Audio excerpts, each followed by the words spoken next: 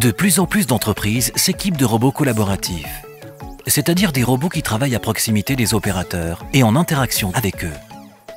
L'intérêt grandissant pour ces technologies s'explique en partie par la productivité et la flexibilité que les robots collaboratifs peuvent dans certains cas apporter. Ils permettent de combiner l'intelligence et le savoir-faire de l'homme avec la force et la faculté du robot à reproduire des mouvements identiques.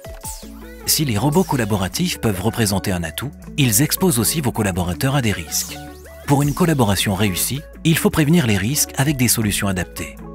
3 types de collaboration homme-robot se distinguent. Le partage d'espace de travail.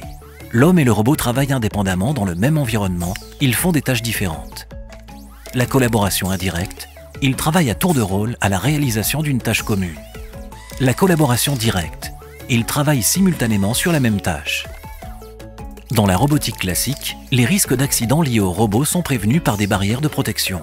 Ce n'est pas le cas dans la robotique collaborative.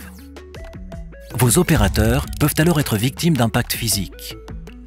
De plus, ils peuvent être exposés à des risques spécifiques, à des risques de troubles musculo-squelettiques et à des risques psychosociaux.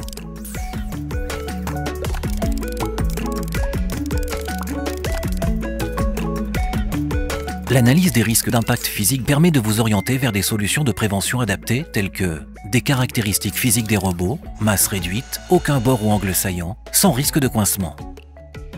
L'arrêt nominal de sécurité, le robot ralentit progressivement quand l'opérateur s'approche et s'arrête si besoin afin d'éviter le choc. Il peut redémarrer dès que l'opérateur s'éloigne.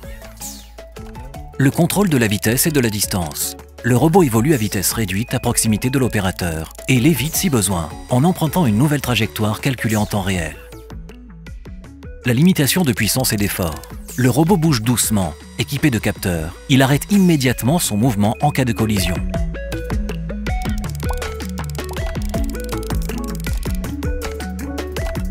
Ces solutions doivent être associées à des mesures complémentaires, comme la mise en place d'actions de formation, de suivi d'activité et de changement d'organisation.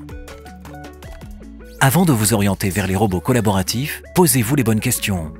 Analysez vos besoins, les risques encourus et les solutions que vous devrez mettre en place. Une collaboration homme-robot réussie est possible, mais nécessite une préparation en amont et un suivi régulier.